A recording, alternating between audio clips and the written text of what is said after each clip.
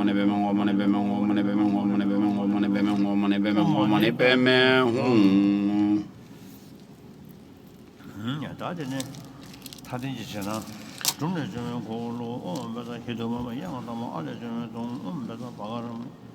So next, the support of subsequent permission to establish the auspicious connection to become a universal emperor. Emperor, imagine in front of you a wheel. In your right hand, a conch. In your left hand, a text of the action Tantra class. The wheel is produced from Brahm, the conch from Ah, and the text from the first Ah. Starting from today, merely the Dharma of the mind generation, the unsurpassable conch is completely fulfilled, turning the wheel of Dharma. So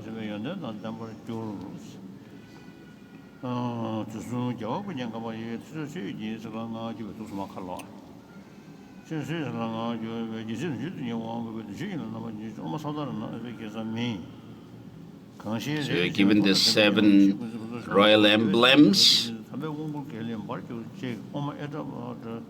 and then the 8 auspicious symbols or substances.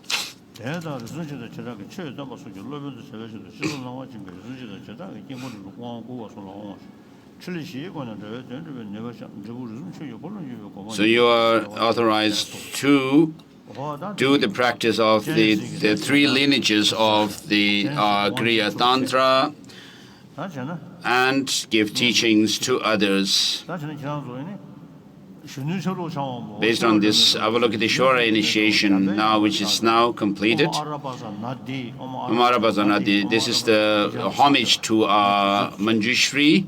So please recite Om Arapaza Nadi, the mantra of Manjushri, while I do the concluding ritual of this initiation of avalokiteshvara.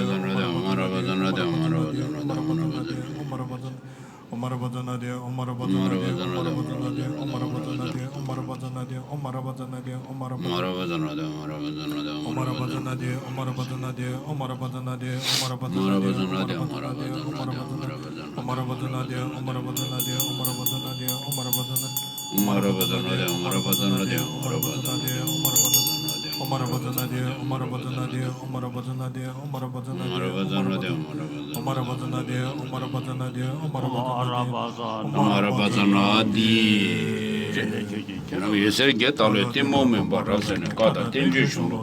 Lord of Bobby, no,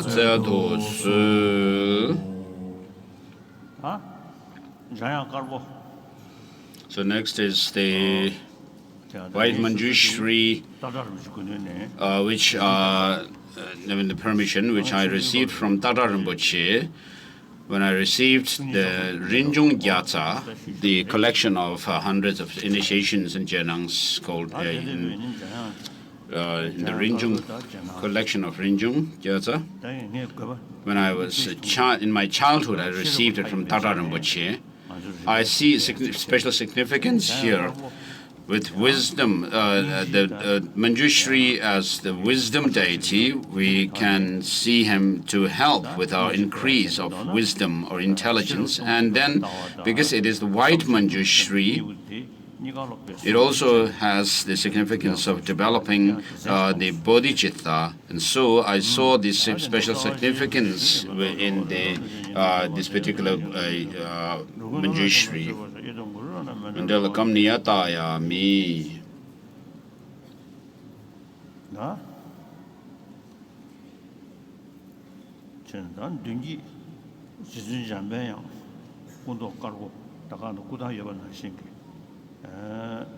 So the Manjushri here is white in color, as you see in the Thanga painting, and around him, when he's surrounded by the root and lineage gurus, in other words, Buddhas and Bodhisattvas.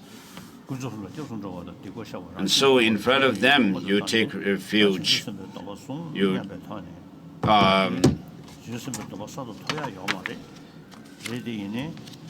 take the Bodhisattva vow again, although this will not give you a fresh set of Bodhisattva vow as such, but whatever you have received earlier will be enhanced. I seek refuge in the three jewels. I confess all misdeeds individually. I rejoice in the virtues of all beings. I take to my heart Buddha's enlightenment. To the Buddha, Dharma, and highest assembly, I seek refuge until enlightenment. Fulfill interest of oneself, and thus I shall generate mind of awakening. Having generated the mind for highest awakening, I shall invite all sentient beings as my guests. I shall engage in the delightful supreme practices of enlightenment. May I attain Buddhahood to benefit all sentient beings. So repeat this. Simjen Tamje Dag Jendo Nyer Changje Chucho Yong Chebar Gin Dola Penjer Sanje Drobar Shaw. I seek refuge in the three jewels. I confess all misdeeds individually. I rejoice in the virtues of all beings. I take to heart Buddha's enlightenment. To the Buddha Dharma and highest assembly, I seek refuge until enlightenment. To fulfill interest of oneself, others, I generate Bodhichitta. Having generated the Bodhichitta, I shall invite sentient beings as my guests. I shall engage in the supreme enlightened conduct. May I attain Buddhahood to benefit all sentient beings.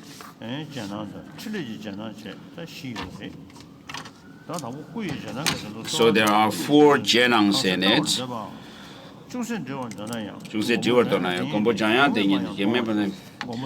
May I be able to have the vision of Protector Manjushri whenever I wish to have it. I wish to see him. And so, as I already said earlier, Now, with this mantra, you should recall emptiness. And so your body and all the constituent factors and faculties and so forth dissolve into emptiness.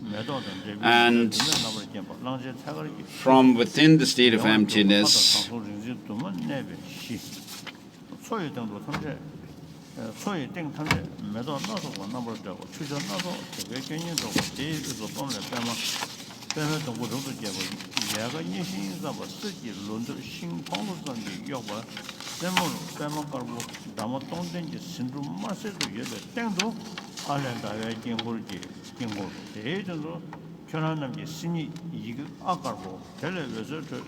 so there arises this lake of milk, filled with there are varieties of flowers and lotus and so forth, and around that lake is a meadow filled with birds and so forth, and singing beautiful songs, and also elephants roaming in the forest and so forth.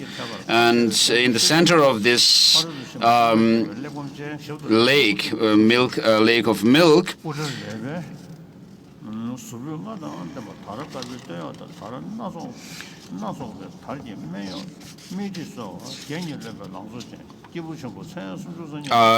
from palm syllable arises a lotus tree.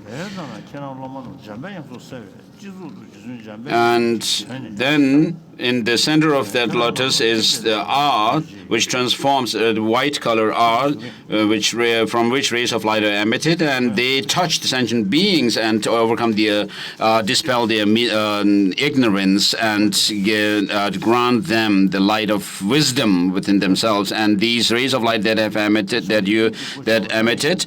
come back, and then you transform into the Manjushri, white in color, with one face and two hands. So, on yourself appearing as Manjushri, your body, speech, and mind are marked with the three letters, and imagine that a replica of the Manjushri, white Manjushri, in front comes and dissolves into you. Thereby, you receive the blessing of the body of Manjushri. So thank you. So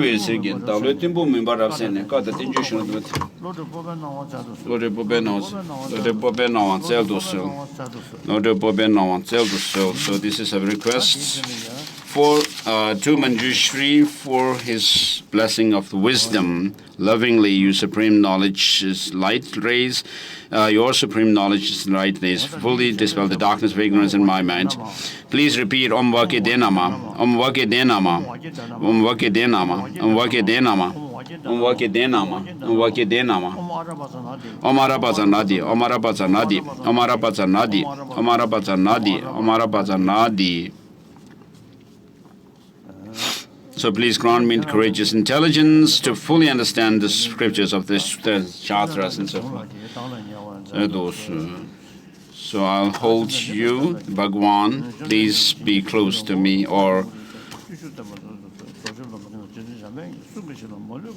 so with this you have received the entire blessing of the speech of Manjushri.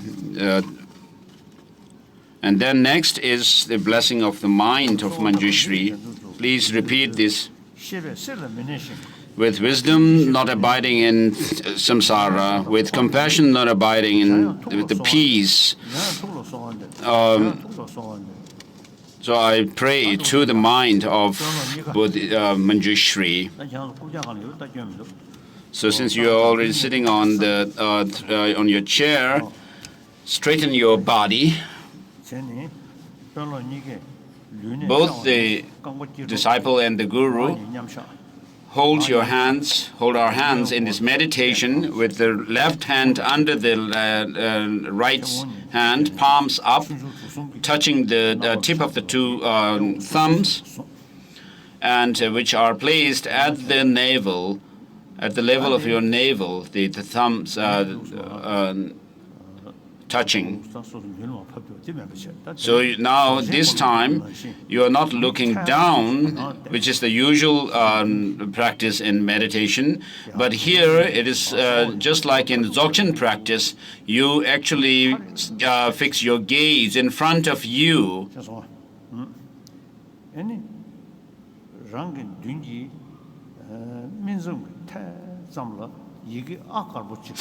So imagine an R letter at the level of your mid-eyebrow right in front of you. So R is a letter of negation in Sanskrit. And so what this represents or symbolizes is that things do not exist the way they appear to us. And so, because of this negation, letter of negation, it represents that of emptiness.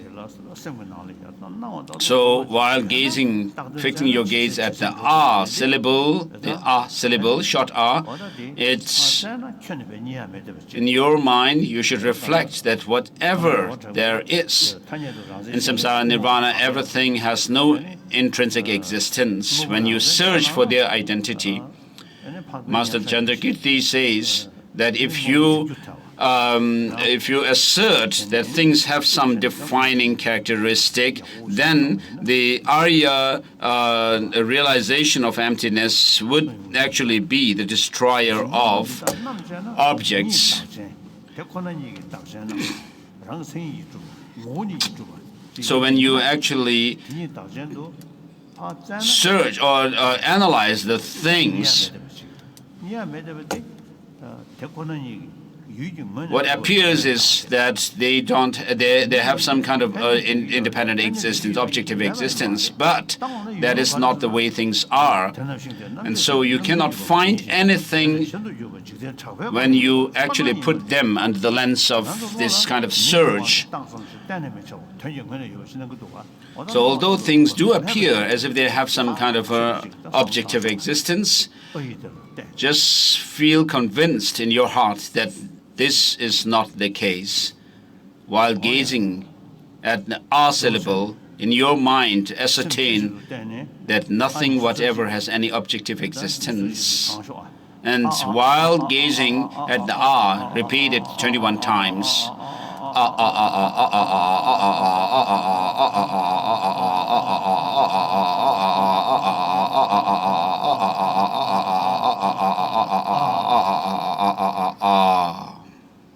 And now this R syllable dissolves or disappears like the rainbow.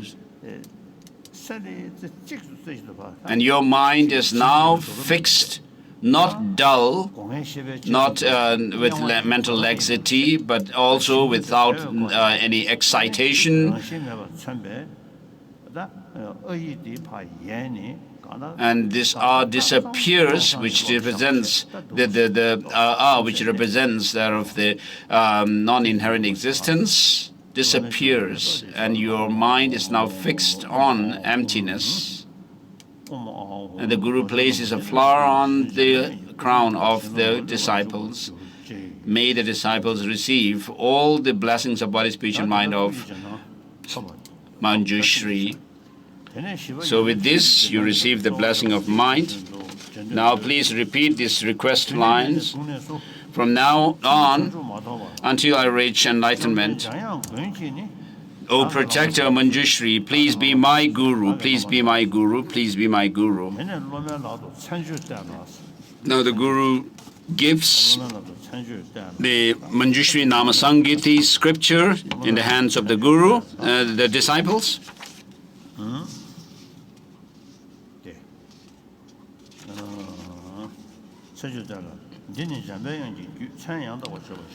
So this is the Tantra of Manjushri, called Manjushri Namasangiti, or chanting the names of Manjushri. So if you study and practice what is taught in this scripture,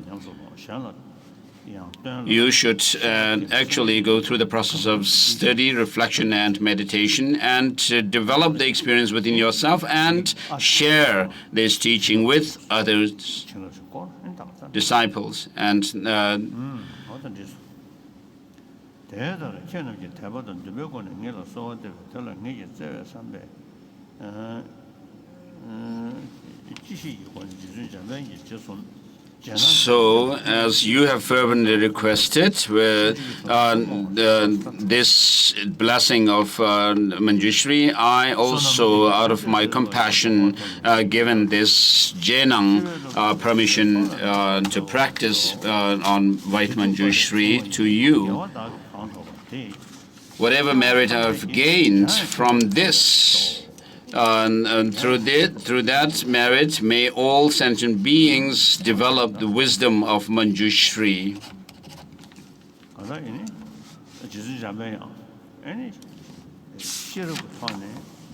So the virtues are dedicated, and Manjushri has the significance of dispelling our darkness of ignorance within ourselves, as the prayer or the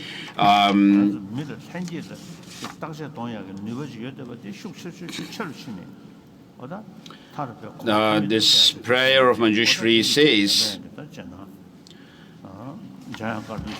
So what the Manjushri helps is for us to increase our wisdom so that we are able to overcome all negativities from within our mind stream. So with this, we have completed the teaching and this Dharma discourse. You have come here. We are all gathered here. We have gathered here with great enthusiasm, and I have also come from afar.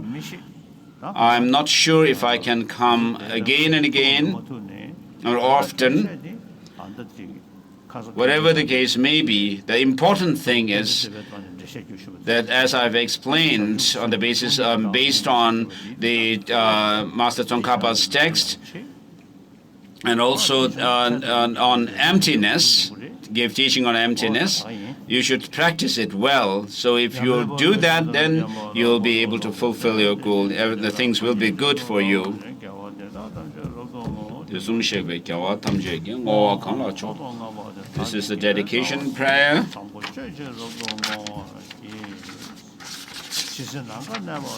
As long as space remains, as long as sentient beings remain, may I to remain to dispel the miseries of transmigrators.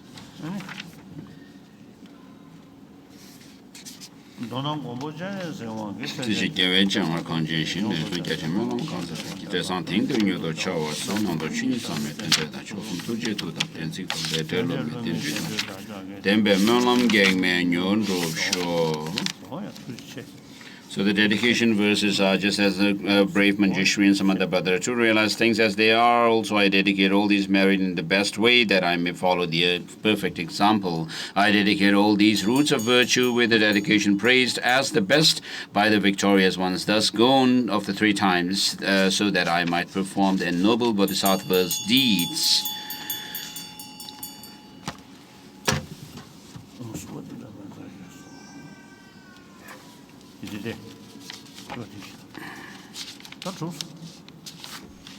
So with this, we are done with the teaching and initiation this time, and then His Holiness also recited these dedication prayers, where from the prayer of the words of truth, in short, may the good fruit of any extensive prayers to fully protect the land of snows made by the powerful protector Chandrasik in the presence of the Buddhas and their children appear soon here and now.